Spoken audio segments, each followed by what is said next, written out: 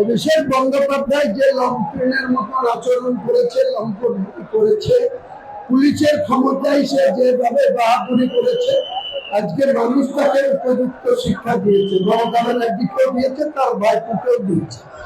তারা এখন আর মানুষের কাছে মুখ দেখাতে পারবে না, ঘর থেকে আর বেড়াচ্ছে। কিন্তু হুমায়ুন কবির তখনও ময়দানে ছিল, এখনো ময়দানে আছে, ভবিষ্যতেও ময়দানে থাকবে। আমার ছেলে গোলাম নবী আজাদ ওরফে রবি, এদের বিরুদ্ধে দুষ্কৃতীরা সব এঁদুরের গর্তে ঢুকে যাবে, আর যে ঢুকবে না তাকে আমি ঢুকিয়ে দেওয়ার ব্যবস্থা করবো।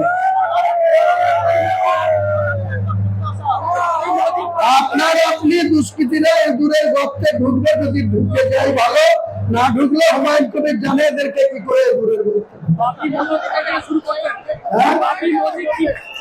বাবরি মসজিদের কাজ তো চলছে, 15 তারিখ থেকে আরো বেশি।